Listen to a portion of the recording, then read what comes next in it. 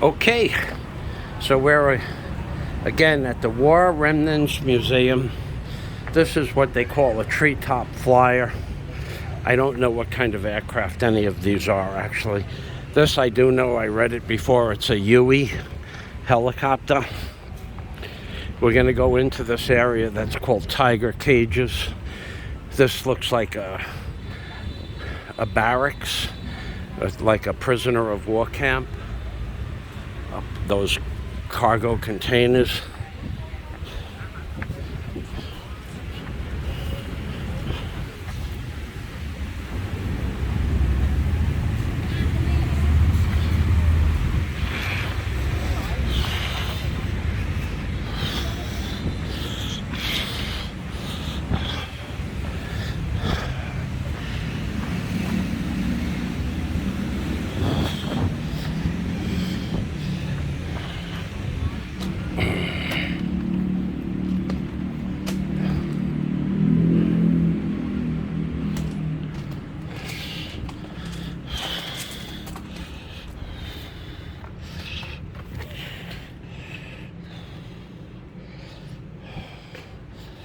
Whoa.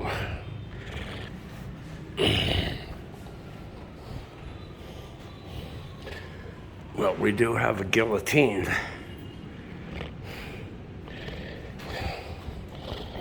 And prisoner of war, torture cage, torture chamber type cage. It's an amazing museum. The guillotine, 4.5 meters, weight of blade 50 kilograms, that's 100 pounds. Brought by the French in the early 20th century and kept for use in the big jail. During the U.S. war against Vietnam, the guillotine was transported to all of the provinces in South Vietnam to decapitate Vietnam patriots. In 1960, the last man was executed by guillotine. What a terrible. This museum is already depressing. Terrible what they did in Vietnam, that's for sure.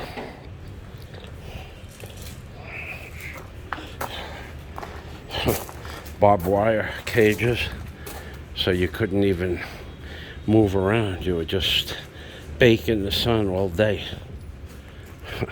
They had some amazing waves.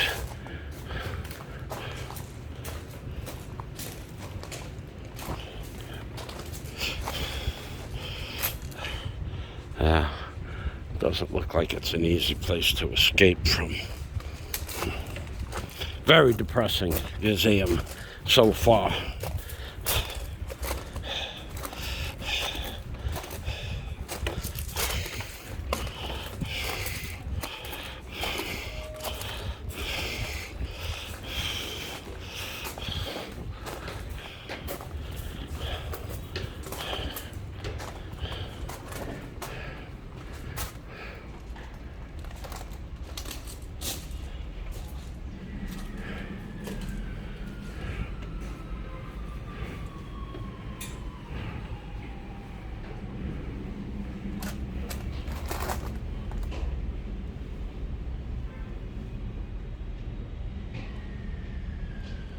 Oh, this place is amazing.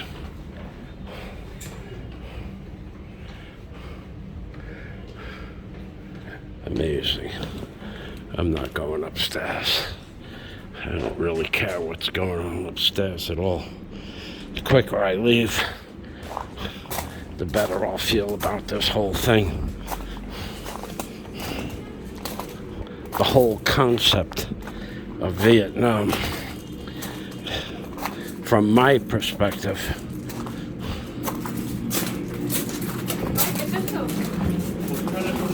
was very bad. Very bad. A very low point in America's history.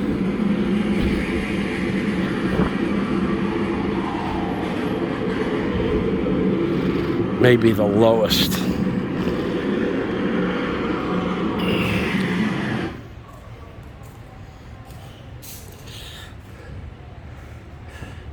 Maybe one of the saddest, lowest points of all of American history.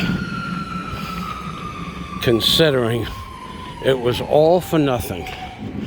It was just a way for the Americans and other countries to test out their weapons.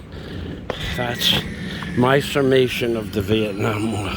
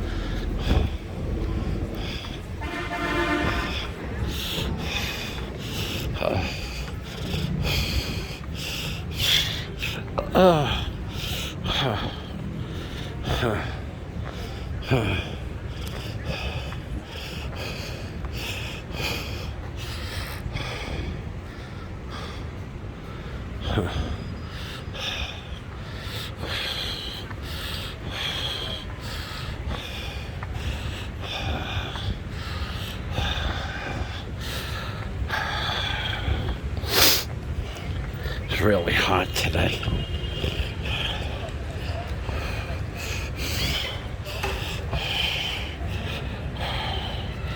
And I didn't get a lot of sleep. 7 hours at best.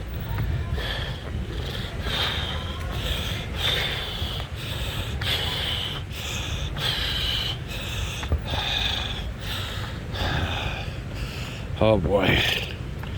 Oh boy. Oh boy.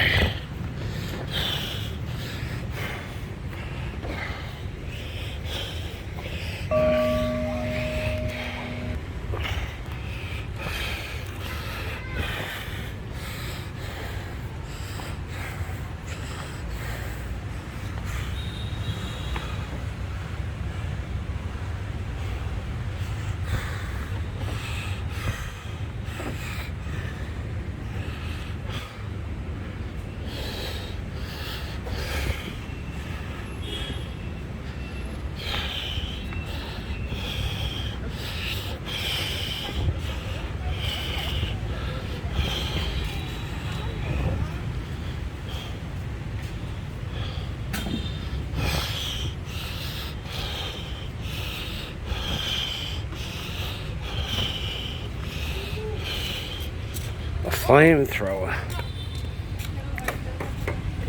Amphibious light tank capable of crossing rice fields, uneven grounds, waterways, parachuted from an aircraft carrier when needed.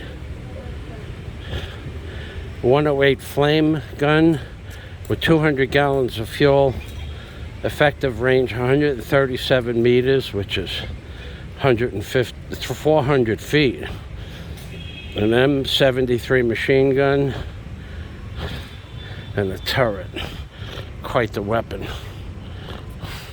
This is a bulldozer. It looks like something that might clear mines.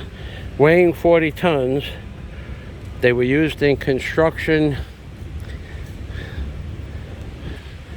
ground clearance projects, razing forests, orchards, rice fields, cemeteries to the ground, transforming large areas into no man's land. We had 1,417 bulldozers in Vietnam by 1969. I don't know what kind of tank this is. We'll go find out. And there's another type of tank over there. I know nothing about war weapons.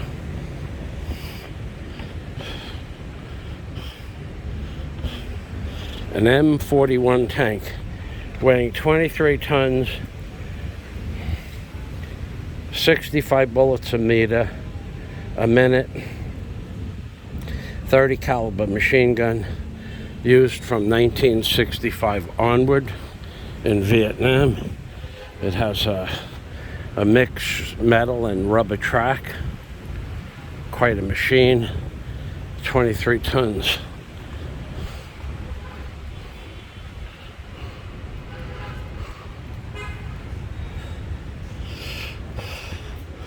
And this one here, this is a big one. I have no idea. Double blades. I'm almost done here.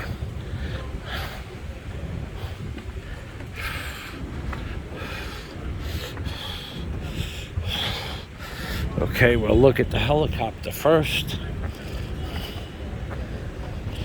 A Chinook CH-47. A versatile twin-engine tandem rotor heavy lift helicopter. The Chinook was designed and produced by Boeing. Primary roles include troop movement, artillery emplacement, and battlefield resupply. The 1st Cavalry Division had brought their organic Chinook battalion with them when they arrived in 1965, a separate aviation medium helicopter company. The most spectacular mission in Vietnam for the Chinook was placing of artillery batteries in perilous mountain positions inaccessible by other means and resupplying them. Crew 4 persons, 150 miles an hour, length 45 feet, rotor diameter 50 feet, weight 22,000 kilos, 44,000 pounds, 500 kilometer range, twin 134 machine guns, infrared camera.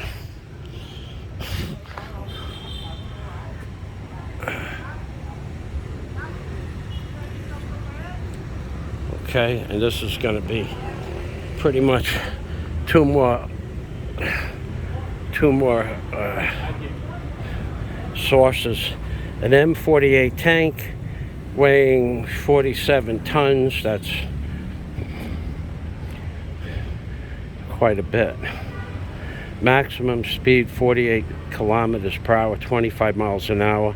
90 millimeter gun, 7.62 coaxial machine gun, 50 caliber machine gun, infrared fire control, equipment and Xeon searchlight.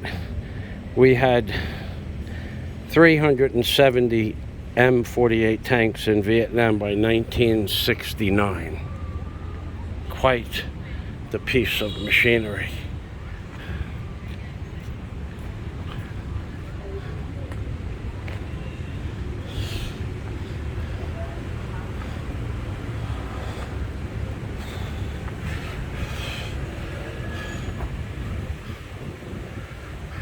None of this interests me at all. Not one bit, to be honest with you. But I had to do something on my Vietnam vacation, and this is it. The city of Ho Chi Minh is just one giant city of store after store after store after store after store after store. Absolutely nothing. This is an F-5A jet fighter, Northrop manufactured, weighs 10,000 kilos, 2-hour maximum action time, 2,000 kilometer maximum distance, maximum speed 600 miles an hour, and we're done here. We are done. I could call my Vietnam vacation fruitful at this point, because none of this stuff actually interests me at all.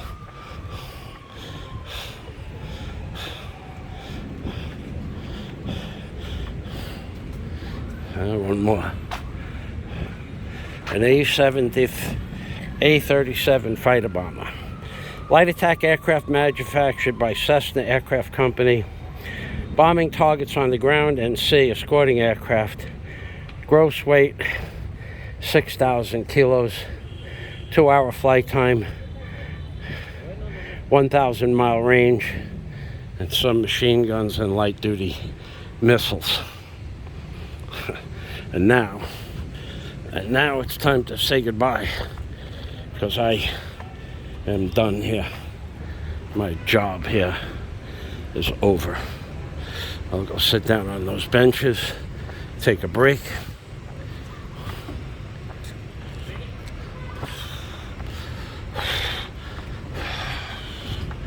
I gotta tell you, I don't know how hot it is here.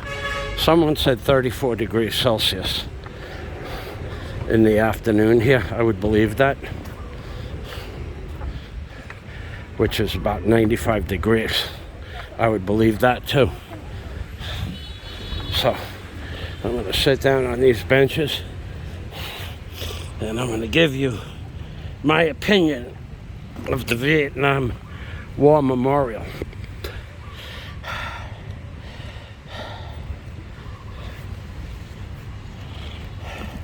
I didn't have to go to Vietnam. I was drafted to go to Vietnam during the lotto. In fact, in 1973, when I graduated high school, my draft number, they did it by the lotto. I think there were 1,000 lots, they called them. And they lottoed who got drafted. It was the only lotto I ever won in my life. So I was sitting next to a guy named Donnie DeVito. Him and I was sitting in his dad's house, and his lot number and my lot number was the same, and they put it through the lotto. It was on TV, and we were the first lot picked to get drafted to go to Vietnam in 1973. I think it was 73. I could be wrong about that. It could have been 72. At which point we would have had to go register for the draft. And then I had the option to go into the Air Force. I don't know if Donnie had an option, because I was already an A&P jet mechanic. So I guess it had to be in 73. And I don't know. I think it was Nixon a few weeks later came on TV right after a Who concert at 10 o'clock on a Sunday night and shut the draft off. He declared that the draft was no longer viable and that we did not have to sign up, which would have been that week. So that was a great thing. Had I had to go in, I would have signed up in the Air Force as a jet mechanic and probably would have gotten placed in some airport to work on aircraft, helicopters, or something that had to do with the Air Force because of my licensing. So that's my take on it. I don't know much about it. I was not in the war. I never wanted to be in the war. I never thought it was... I had my own opinion about Vietnam. I came to a realization early on, because of I was involved with a lot of meditation at the time. I came to the realization that war itself, including World War I and II, and especially Vietnam, was so that big corporations, giant corporations, multi-billion-dollar corporations could test out their equipment and in the process make billions or trillions of dollars. Now that is my opinion, and that's the opinion of many people after the fact, years later, because what was actually gained for all of the 68,000 Americans that died and hundreds of thousands that were wounded and mentally destroyed for the rest of their lives? What was the goal in Vietnam? That's a serious question. And although I came to that conclusion under a state of awareness through meditation, I couldn't prove it. All I knew was that war itself was evil, and that the people that control the war machine were basically part of an evil cabal. And I'm not making this stuff up. And what has happened since? We have had so many conflicts from the time of Vietnam.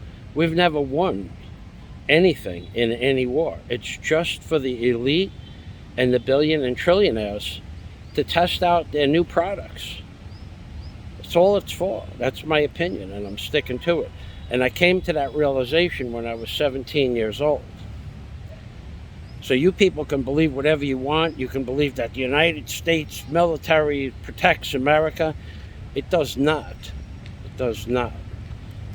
It makes people billions of dollars, and in return, they give you the illusion that America is being protected. Meanwhile, it's destroying and killing millions and millions and millions and millions of people's lives. Hundreds of thousands, if not millions of people have died in wars for no reason. And you can take almost any conflict since Vietnam, including Vietnam, and ask yourselves why it happened. And you're not going to come to a logical conclusion as to why it was necessary. You can come to a logical conclusion as to why it was necessary if you have been brainwashed by the people that control the war machine.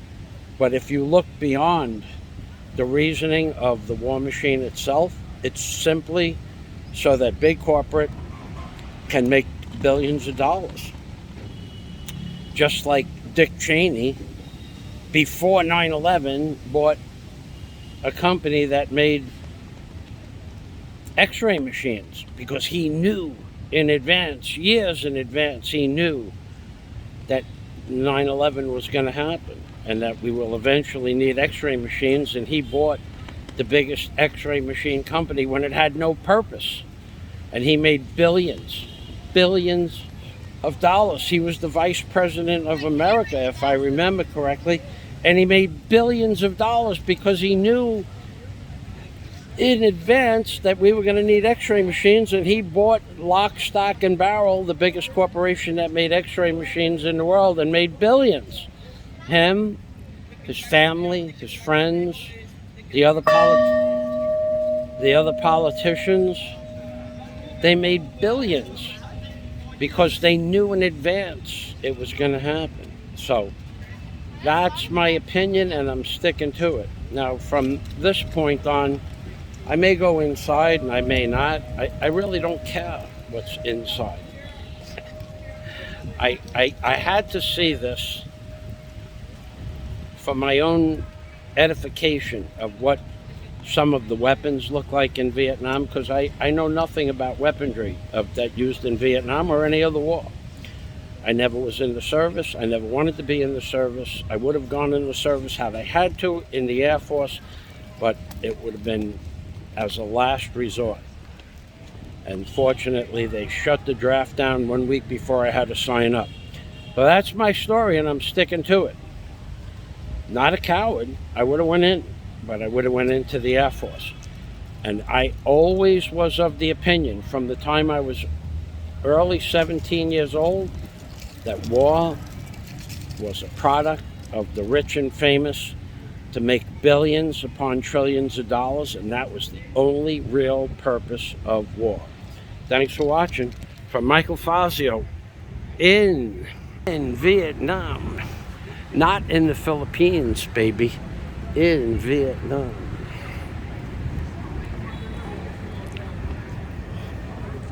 In Vietnam. And leaving Vietnam in 12 hours. I'm Bing Permy from Michael Fazio and Daisy May. Not in the Philippines, baby.